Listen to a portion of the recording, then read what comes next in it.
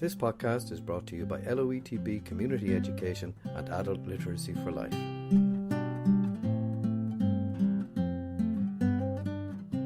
At the very beginning, some of the clergymen, few lads, I think you were involved, Pat, decided that there should be something for the older group. They called a meeting in what they call now the Marion Centre. A very big turnout for it. This place was available. The whole building was available and was starting to get vandalised. It was only a matter of time before someone set fire to it. So we came in and the windows were all repaired. Local contractor put back on in the windows. And we started moving in, having our meetings here and starting to do a few things.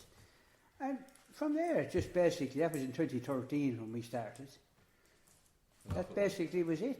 And it just kept going. Then this place here was done. The building itself was an old convent school. Correct. Right?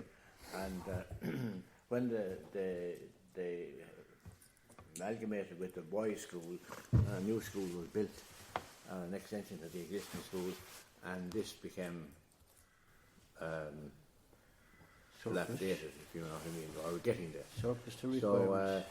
So, and Pat said there about the priest, Father Martin Delaney, the parish priest, he was concerned because he had a certain jurisdiction over it that he'd have to keep it up or sell it or get rid of it or do something with it. So a group was formed to look after the building, a group called Rathdowney Vision. And Rathdowney Vision was a committee that set forth to attack the situation and rebuild or reconstruct or redecorate or whatever way it was. And that group then the building became divided into three. This section is that we're in now is the youth cafe. There's a section on my left-hand side there that is what was the gym in the school, and it is now creche. And the other classrooms at the other end became available, and the men's shed got it. So we were renting the premises on that base. What Pat was talking about then came just immediately after that, or maybe in parallel with the beginning of it, that meetings were formed. I think it was in Pat's house. There was a meeting, and the shed became established. How long is that journey, Pat? How long is the journey, Oliver? What time is that journey? 11 years. 11 years. The initial move was, the initial spark was that a few people had seen a programme on television With the Australians, was it? on Waterford men's shed. Yeah. And then there was a couple of conversations about it. Here we are now. And of course, the idea is it's worldwide. Yeah. And how long do you know the men's sheds in existence around the world? 20 years? It's almost standard now in Australia. Yeah. I think that's where the idea started. Yeah, it was Australia. It was It originated in Australia. It was generally Do you have much contact with the is there a governing body or there is a governing body? Do you have much contact with them? Irish Men's Shed Association. It's just kind of the general overall people. Well, they kind of make representations on our behalf to government for funding and things like that. Yeah. But and then do they let you know, or do you have to? They're the governing body, right? They inform us. They inform you by newsletter exactly, or by email or whatever. Well, the country is divided into different categories, and there are area representatives, so to speak. And the Laois Offaly would be one of those groups, and there would be meetings from time to time with the Laois Offaly group, and then it divides down to the separate sheds. Okay. And it's the same then with the groups. There are various groups within the country, and that eventually goes back to headquarters, which is in Dublin, and the headquarters for which is the Irish Men's Shed Association, but for Laois Offaly it's in Tullamore. So take me through a typical week here, or a typical couple of. Are you every day or twice a week? 2 days a week. 2 days a week. Tuesdays and Thursdays. And what happens on those days? And on Tuesdays we do, the gardening is in now, so that's done in the morning time. up to noon or after, and in the afternoon then we're doing a course on maintenance, and we have a worker from the an instructor from the LOATB, and he's there with us for 3 hours in the evening in every Tuesday. So we have ongoing repairs and so forth that he's teaching. In other words, he's teaching people who have no idea, maybe, of not knowing how to do any maintenance. Terrific, isn't it? So that's his brief. That's a course. Yeah. It will be maybe 10 weeks at a 10 time. weeks, yeah. And it's sponsored by LOATB. The tutor is sponsored by LOATB. Yeah. Okay. And we gain a certain amount of help from Laois Partnership, and Laois Partnership puts up money for some of the invoices for our costs for material. Funding for some of the Not expenditure. not fully. Brilliant, but, isn't it? you know, I mean, Well, we get a huge lot of support from this partnership. It is amazing. We get The good- amount of the personnel and the skills, materials and everything else, and the variety of courses, technology, more woodwork, more or less anything that we'd like to do, we get support to do it, almost anything. And then we have connection then with other sheds around the county. They're the main external connections that we have more so than any national group. But there's a good cooperation between them. I noticed that on my travels that the openness and generosity of ideas and sharing of ideas is a really important part of what they do, or what your sheds do. There's nobody. It's a bit like if you work as a community, and you're working as a community of men's sheds within the county, never mind nationally. But that community works by helping each other out. Yes. Sharing an idea, sharing a thought, sharing a tip on tools or something, or a grant that's available. Yes. I was telling the story about Richie Ryan, one of our members, and I'd have gone to school with Richie, and I would meet him probably coming out of Mass on a Sunday. So I'd be talking to him regularly. But I wasn't. All I was doing was saying, "Hello, Richie, how's it going?" And you're moving off. It's only when you come in here and you're sitting down for a couple of hours, and then you realise he has a wife and he has a family, and he had a few injuries. He's a farmer and part-time farmer, so in certain ways. But he got hurt with one of his animals, and you start to realise that there's more to the people that you're saluting as they're passing in the cars. That lovely discovery. You know, I would have said I knew him, but I didn't, even though I went to school with him and would see him regularly. So the social aspect of what, Yes. never mind the practical aspect of what you're doing here weekly, socially. Yes. You know, it's a big, it's a big asset to have a place outside the home where you can come to, other than a pub or something else. It's one of the few places that you can do that. And as Pat says there, you get to know people that you thought you knew all your life, you know. We had one elderly man who was a member of the shed here, and sometimes I'd give him a lift home, or Pat would give him a lift home after our meetings or whatever. And he told me one day that only for the shed he wouldn't see anybody during the week except the wife. That nobody used to come into the house, or he didn't mix with anybody. Okay. So he said he used to look forward so much to the 2 days every week coming into the shed to have a chat. Company. Yes, and this man now was very well read, and he's a great historian and everything. But he had nobody to communicate it Big with. GAA man, IFA, all that. He was 86 or 7. Was, yeah. But he Did thought he pass away? the shed lads where they looked at. He said to you on the way home, the way the lads look after him. And I said, we didn't look after you at all, PJ. He said, what we did was we slagged you the same as everybody else got. Okay, someone would make you a cup of tea, but outside of that, there was no special treatment. But the appreciation that he had of it opened my eyes an awful lot. One of the strong points in the shed is that it is often said that men don't talk. they don't talk up. So, face to face. One of the acronyms of the shed is that men talk shoulder to shoulder. While you're working on a job, you talk to your colleague beside you or whatever it is. And it's amazing the number of things that in the shed that men will talk about.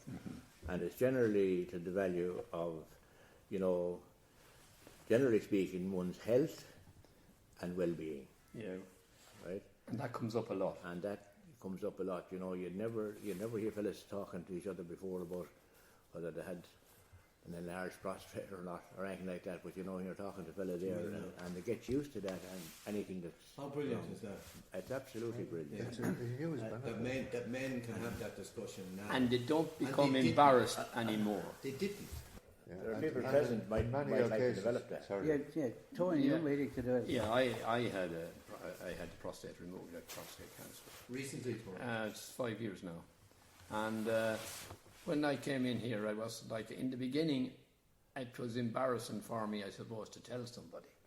And then I got so used to after having the removal, I came in here and I decided I'd talk about it. And we had a meeting in AGM and all that, so I gave them a bit of a talk about this thing to go and have it checked. Like, it was only by chance that it was discovered with me. I used to cycle a lot, and every year for my licence to cycle with Cycling Ireland, I had to have a urologist report, right, for the licence. So I used to go into the urologist every year down in Odd Even. And I met him a few times he was a cyclist himself, and I met him a few times on cycling. And I went into him, and he said, "You bring in your bloods?" I said, "Yeah, there you are." They hit the whole thing. And he says, "You're 1.9. Well, he says, "You started with me 17 years ago, and you were 1.7. So you're only 1.9 now." Perfect. So he says, "You're perfect." And I had a brother, younger than me, who was after having it removed. I had another brother who was also younger than me. He had prostate cancer, and he had the different treatment. He had brachy treatment. And he said to me, I said to him, "How can you guarantee me I haven't got cancer?" And he looked at me now, and I know him quite well. Oliver would know the man. I suppose you do, Pastor. But I said to him, "Can you guarantee me?" "No," he says, "I can't guarantee you that." He says, "Why do you?" I said, I told him about one brother was 2.3 and the other brother was 3.2. That was their readings.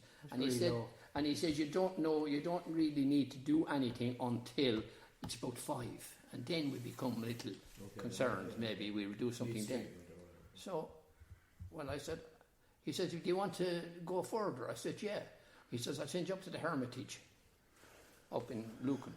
So I went up there, and I had the MRI scan and so forth, and that came back inconclusive. So he called me back in anyway, and he says, "I'll have to do a biopsy on you." So he done the biopsy, and he said, I went back after 3 weeks, and he says to me, he rang me up and he said, "Come in, I want to see you." He says, your prostate is full of cancer. After having and it didn't show up in the PSA? No. So I had it removed. He said to me, "You have 3 options. What are they? Have it removed, have the brachy treatment, or," he says, "we can monitor it for every year to see what's next." And I said, "Take it out."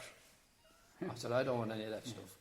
Take it out." And that's exactly what I did now. And life since then? No problem. Okay, after it, I was incontinent maybe for about 3 weeks, 4 weeks, and then that stopped, and I was fine. Then I could talk about it, Yeah, okay. I could start talking about it then. Lovely, somebody else, because you're a great talker, but somebody else within the group might not be such a great Yes, and this talker. is why... And the listening to that story is a very important thing, that somebody is sharing and being open about that. Well, to somebody who might not be... will be able to... As a result of that, I got the prostate tested, and I had an appointment, and it didn't turn up anyway, and I let it slip. I let it go. I said, "It's not that important." But then I thought about it. I went back and I got it done. And to make a long story short, I had cancer, but I had it removed, and thank God I'm okay now. Okay. But if I hadn't done that, I would have been at a later And stage. did you do it because Tony had Because of the talked about conversation it? here, yeah. Wow. We all talked about it Wow. at that stage. So effectively, in a roundabout way, a conversation in the men's shed saved your life, perhaps. Certainly, yeah. saved- We don't saved- know, but certainly saved. It saved me an awful lot of Ju- further stuff. Just in reference to the two lads, it was, as I said, it was the annual general meeting, and we left that slot, and Tony was prepared to spend quarter of an hour, 20 minutes, basically telling him his PSA was perfect. I mean, anyone that low, you know, if you're under 5 normally, they wouldn't dismiss you. But that's quite amazing, isn't it? Yeah. That But- you were looking at that chart. Because it was in the family, Yeah. that was, but the same with Pat, the fact that the lads actually open up about that, and it makes people, I had, say, ankle surgery and knees, that kind of stuff from sport and stuff, which wouldn't have been in the same category, but it was as incapacitating, it was laid up for maybe Yeah, and it was a journey 6 for months yourself, per yeah. ankle. But all those kind of things, there's a kind of empathy. And the fact that people are, We're here together. I could go to him and say, what did they actually do? What was the first step you took? Yeah. Yeah. I like that. And those kind of things, the openness of that. Give me a rundown on the procedure. It's such a.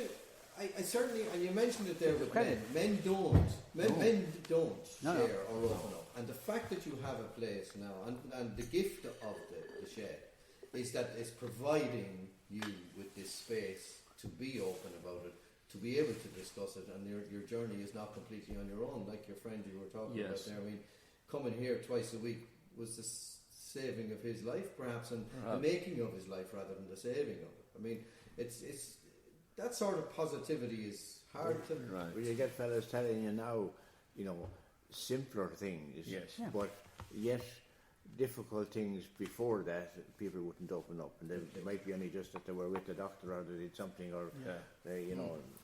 The This story- day week, a fella came in. I was putting down the sheets outside for Oh, the yeah, painting, yeah. and he came in. He's a member of the shed, John Fitzpatrick, Yeah. and he came in and he said to me, "How are you going?" I hadn't seen John; he hadn't been in for a That's a while, good way, yeah. and because he farms and all of that as well, and he's in the building game a bit, and he's still doing it. And he says, "Oh Jesus," he says, "I'm going great only for me knee." "Oh Jesus," he says, "my knee is banjaxed." He says, "I can't get out of bed in the morning to straighten it, and it keeps me awake at night." And I said, "Why don't you get it done?" "Oh Jesus, I'm afraid to get it done," he says. "I'm half afraid to get it done." Well, I said, I'm the result. Yeah. I said, I had it done 14 weeks ago. I'm flying it now. And I said, Did you "Look." get your knee done? Yeah. Did you? Yeah, I got it replaced. Really? Yeah. And I said, "Look at me now." I said, I can do anything with my knee now. I said, "I've no problem." And that's 14 weeks. And no pain at night. No, none. It's brilliant. And he said to me, "Jesus, that's making me think." He says, "I can't stand the anaesthetic. I just cannot bear an anaesthetic." He says, "That's what really puts me off." And I said, "You don't get an anaesthetic. You get a what do you call it? Epidural. Epidural." I said, "You can ask to be asleep." Okay, fair enough. So I said to him, "If he sits up in the bed and he shoves it into your spine," I said, "Yeah," he said, "Ooh," and you're gone. I said to him, "Oh, Jesus," he says, "that'd be all right. That wouldn't be I too can bad. do it. I can manage that. That wouldn't be too bad. I having to get the needle. No," I said, "you don't have to get the needle." But Jesus, he says, "I'm going into the credit union tomorrow to find out where they get the price of getting it done." But as well as that, we're kind of concentrating on the health aspect a little bit, but we had one of our members, we lost a couple during the COVID. Yeah. But prior to that, we had a member who had contracted cancer. He was the treasurer here at the time. Okay. And he was an unusual character, but he died while he was here. One of the few people that died as a member of the shed. But his wife came in afterwards and gave a donation to the shed and brought in cakes and whatever to us. And we were kind of embarrassed. She said no, that while he was here, first of all, she knew he was going to get the same banter as everybody else. Nobody kind of gave him any special treatment. He knew where he was. She could relax. if he got any kind of pain or was in uncomfort, we'd look after him, take him home. But while he was down here, she was able to go ahead with her life, do things, go shopping in comfort, totally relaxed. Knowing he was looked at. And you don't we didn't appreciate that at the time, that the benefits that he had for being down here and what it meant to her to have him down here and safe. And he was one of those fellas, the lads would be sitting down, they might be eating and The other biscuits would be up on the floor. Sorry, 1 second, I just tell him this one. And he said, listen lads, clean up after you here. Your mother might be doing this for you at home, but your mother isn't here, so get your clean up after yourselves here. The other aspect of it, apart from the health and the well-being, of course, which it all plays back to your health and well-being, no matter what you do, is the fact that we had courses on such things like, woodcraft. We did wood turning, we did woodcraft itself, and various things. So that in itself has given the opportunity to people, if they want, to set up a little workshop in their own shed, or if they want to take up a hobby as a new hobby to do a bit of wood turning and get their own lathe, which has happened that some people did, and various things like that, and that took it. We're since 2013 we're in action, but various things like that up along the line without naming them all. But the current one, which I think is very important, is that Pat and is mainly instrumental in it. We have music sessions every Thursday, and lads are learning how to play ukuleles and banjos and Bongos, and don't forget the All bongos. of you. no. Well, quite a few. There's 6 or But not 7 or everybody. 8 maybe. Yeah. They come every Tuesday and Thursday. No, just on a Thursday. She only comes on a Thursday. And that has brought about a situation where we joined with other sheds within the Lee Shoffley, The three of them at one time. and we were in Portlaoise at the Oak. We've done a concert. We performed. They performed in a church concert which was run by LOETB and Beach Partnership. Yes, for the Ukrainians. And that's right. And then there was the opening day in Portlaoise for Beach Partnership opened their new offices and front seat job. Electric picnic next. Pat will tell you more about that. Pat will tell you more about the music. No, it's very good. Electric picnic next. I mean, there's no doubt. We might try a battery operated one down here. Oliver's the heartbeat of it with his bongos, He plays the bongo drum. Do you? But What sort of tunes, Pat? Sorry, what were you going to say? Oh yeah. I was going to say, as a result of being in the shed, other things have happened. For example, we have a gardening program going now, again supported by Lee's Partnership, developing a garden that we also have the use of.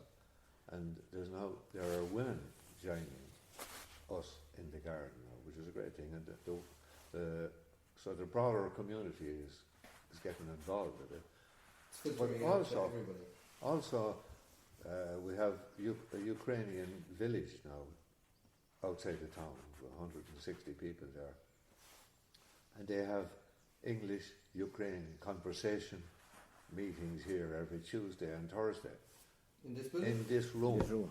Yeah. And as a result of that, and as a result of the connection to the men's shed, some of the men's shed are involved in that as well. So that's another offshoot of all happening from the men's shed. Happening from the men's shed movement. well, some of it now. The Ukrainian thing would have started because the separate. garden was ours to start with. Yeah. But how? I mean, even just take like without pinpointing any of those individual things that you said there, the community is benefiting from the fact that the men's shed is in existence. And I mean, you mentioned gardening, you mentioned women, you mentioned Ukrainian, you mentioned English speaking, the conversation pieces, you mentioned the creation of music, you mentioned discussing events. I mean, to me, it's a kind of an overwhelming amount of good that you can put into your community through this one group of men meeting on a Tuesday and a Thursday or whatever. You couldn't honestly say any of it is bad. None You're dead whatsoever. right. But because of that too, and because of the energy that's there, there's huge potential in the idea of the men's shed, of the shed idea. You're dealing with people with a life experience, and there's a huge potential in that. It's not something to wither away. It's something to share and develop from. And I think there's a lot of areas. Treasury of wisdom. I love that. I love that concept. I love the concept of the treasure that's in wisdom, in people. We did value it in our society. And then it kind of got muddied. Yeah, because there was a personal connection years ago, but it's not there now. You went and stood outside the forge or wherever and discussed things with the blacksmith and met so and so. That was the way things worked. I just love the fact that this has kind of almost become. If at one point a pub was the hub of the community. Yes, which is not anymore. It isn't anymore. No. Isn't that interesting that this might be the next phase of that, and that you're at the forefront of that. I loved what you said there, Oliver, about shoulder to shoulder. I love that idea, shoulder to shoulder rather than face to face. I love that idea of, because when you stood at a bar years ago, you didn't sit around, you stood shoulder to shoulder and you discussed things as you were watching behind. It's the ongoing progress that I like. Of man, like Pat started the music. Now, I used to say I'd love to be able to play something. Well, and we'd and start do you off now with we play the ukulele now, and so do we're you? starting on the banjo now. Yeah. And what sort of tunes are you playing? Oh, sure. A lot of them would be kind of traditional. A lot of the banjo work is mainly traditional. Yeah. But again, it'll broaden out. But you'll sing. You do sing. Oh, yeah. What sort of songs would you get? Country and western. Yeah, a lot okay. of Country music. Usual ballads. You know, Johnny Cash. And Love that. Yeah. We learned Eileen Old.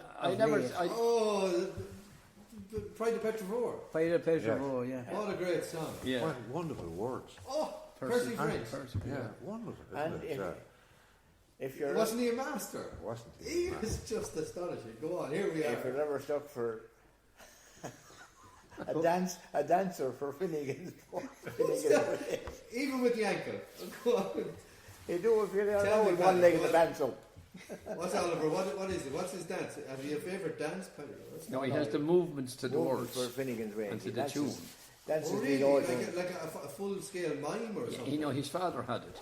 No, for the That chorus, I remember. For the chorus, he used to do a kind of a bit of a reel across the floor, up and down, and lift the leg up that way. Kind of more of a funny kind of a skit. It's like a NAS gallop. A little more decorum than that now, please.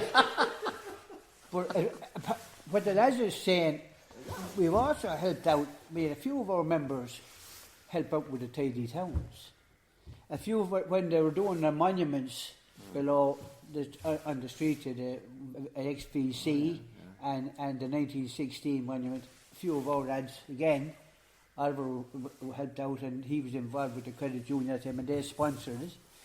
And we've kind of participated if there was stewarding to be done on the town, you know, last year we'd have helped steward the St. Patrick's Day parade or the funeral masses in the parking or things like that. But as well as that, I never would have done any much by way of DIY. And when I come in here to do some of that stuff, I've done things that I never would have dreamt of. Now, I still wouldn't be that confident doing it, but the lads, I am totally amazed at the skill, innate skill that some of the people have, and how they're able to work out a problem.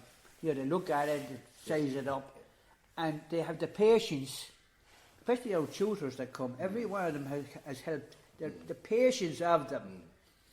And the government has recognised all this now with huge grants to keep the sheds open and keep them active, with especially since COVID, because the isolation that the older people have that would be widowed maybe, unemployed, just maybe. I got a call the other evening from someone that said they were in one of the local hospitals. I'm the contact person. was the shed available to anybody? And I said, well, the circumstances would be relevant. I said, are they in a wheelchair, or they need a carer? No, I said, all this person needs is social contact. Just to be there. They were lonely. And so I said, just, okay, bring them on. And that's part of the business. But the likes of keeping their mental health, that seems to be big, keeping people out of nursing homes, that kind of thing is huge at the minute. It doesn't matter what you did before you came here. It's irrelevant. But you have a mixture of skills, and the lads here have the patience to guide you, keep you alive for first off, because a lot of the machinery here is not... Here, why did you climb that way? Zero tolerance. If you make a mistake, you're now minus something, fingers or something like that. So all that kind of thing, apart from the actual skill, just to keep you safe. To tell And you they things will to watch share out that for, time, pitfalls they and will things, share their skills and the patience that they show to everybody. And sometimes it's difficult. They have the wisdom. If you're introducing somebody to a new machine, for instance, you know, you might start the machine and run the machine yourself and then turn it off before you say anything. Because why is it so important to do that? Before you start any machine, you must know where to turn it off. Mm-hmm. Before you even walk up to it, you must know how to turn it off. Because what do you do if it goes wrong the minute you turn it on? Sage advice, I would say, yeah. Well, the first thing, of course, is the safety precautions. Oh, yeah. That's But covered. I'm just saying that All you're of right them. in what you say. But even though it's praised them, they can be cranky enough now. I don't want to be negative, but there's a reluctance on the part of the very people who would benefit, not just themselves, but everybody else by being part of it, which is maybe, how would you say, one of the characteristics of people with a lot to contribute. And that's not a negative. No, it's not a negative. It's actually a positive. Yeah, there's because huge potential in you're that thinking again. about it in terms of that this would benefit. Yeah, I think though in relation to things like climate change, energy creation, which is part of the same thing, nature and conservation, I think that many shall have the capacity to bring that in a different direction than somebody might who purely has a monetary interest in some of these activities. I think there's a lot in that. Making the world a better place by making your backyard a better place. You put it very grandly, but that's the idea. You put it grandly, Pat. I'm just lovely thought. Yeah, like it. Only, yeah. I probably have a broader outlook on the whole thing. I think we are so wealthy in this country. When you go out to the Middle East and you see the depredation and Gaza, like I know Gaza pretty well. Did you serve in the Lebanon? Yeah. Look at what's going on today in Gaza. So places like that could benefit. Places in the world today that are war torn. Yes. Could benefit from the small things we do and the experience that you have gained and what you bring back. It's so simple in comparison to what you see in those places. I think what I'd like to see happening with the shed is that it would continue, number one.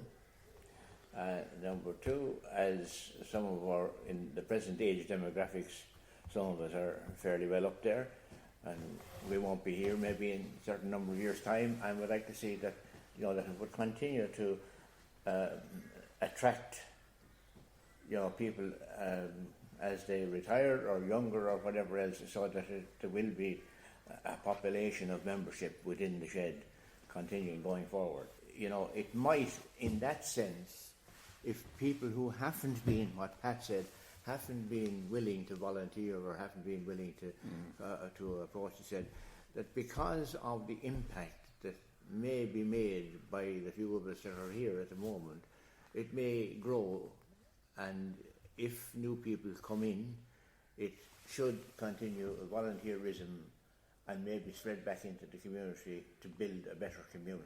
Attraction, we had at one stage almost 30 members. Now, obviously, COVID coming in right at the worst possible time. We actually lost 4 members during that period. We had another number of people who had underlying conditions who were nervous to come back again for the same reason. And we've had difficulty replacing those people. Trying to get over, I'm afraid I'm more of a negative personality, a pessimist rather than the lads, but trying to get over the idea that all these old fellas above in the men's shed, trying to get over that. And as some of the lads have said already, I even have relations of my own that I was trying to persuade to come in and have a look. You don't have to stay, you can come for half an hour, come do what you like. Our problem really is we need people coming along to take over the reins, because it is a good organisation, and the people who are here, their contribution. I'm going to pick Oliver as an example. That's probably not fair. He has been working in this town for 100 years. He actually looks it, He has given a lot, credit union wise here, and he's bringing a skill set. Listening to him, you know yourself what he's like. Tony has brought his skill set to the place. He's a treasurer also. You need somebody that you can say is going to fall into those positions at some stage. And that to me should be the priority of the shed. But it's not that easy to do it. But if we were able to get back our numbers, and you don't want it to get too big at the same time because you lose that kind of individual. Back to where you were. Back to where you were. So to coming in, we have to accommodate the people who want to come in just for a cup of tea and a chat. We want to come into the people who want to be able to learn something. We want to be able to accommodate the gardeners. I have no interest in gardening. But if they needed somebody to help doing a bit of muling or labouring out there, I go out and give them a hand. And that's the kind of thing that the skills thing, I am totally fascinated by the level of expertise of small things. The wisdom that's contained within this one building. Right. Correct. And the sharing of that wisdom is a treasure. Voluntarily and without condition.